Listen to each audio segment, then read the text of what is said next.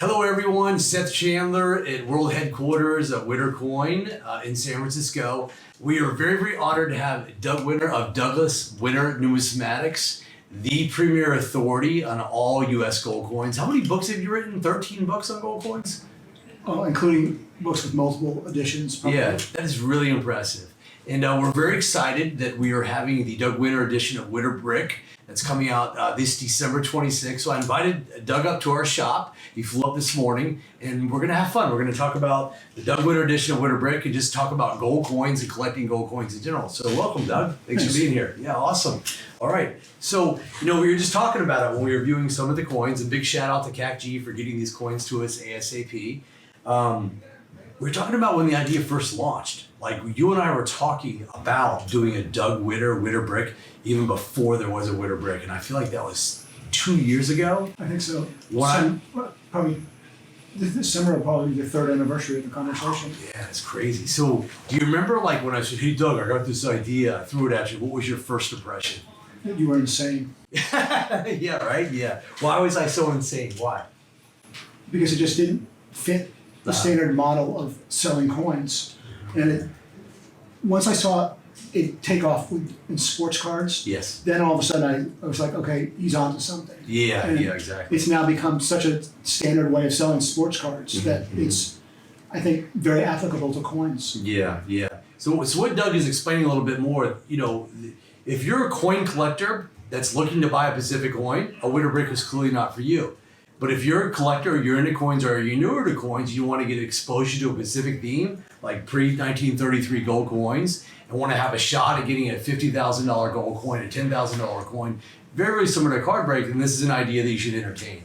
One thing that we do is we buy the best coins. Doug helped pick out a lot of these coins. As you guys see on the back of every label is my signature and Doug's signature, and they're all CAC approved.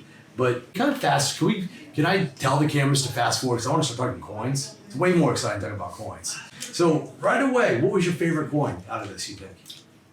The 1800 half eagle. Yeah, that's very nice. Very nice. It's like endless the amount of really good coins here. There's even improved gold in here too as well. Where's that 1805? There you go. There's so many good coins here. Did you already pocket it, Doug? No. Here it is right here. Okay, this is the big hit. This is the big chase coin. So what do you think when I hand this coin to you, when you look at the coin? I think it's a much nicer coin than I would have expected to see in this group. It's got beautiful original color. Virtually every pre-1834 U.S. gold coin has been cleaned or improved at one time or another. This coin is really original. It's got great eye appeal. It's just a really, really nice looking coin. So you mentioned something that the majority of pre-1834 gold coins, which was what we refer to as early gold, has been cleaned or manipulated. Why? Generally because it's a way for knowledgeable people to make a coin look better than it is, selling it to a less knowledgeable person. And unfortunately, the grading services have fallen into this trap, or had for a long time, where they believe that if something was bright, it was better. Right. And it's, my analogy is like with bison, when there were 5 million buffalo on the plains, nobody thought about them. But then when they wanted to save them and there were 150 left, it was too late. Right. So luckily there's been a couple of interesting deals that have come on the market in the last few years where the coins are kept fresh and original.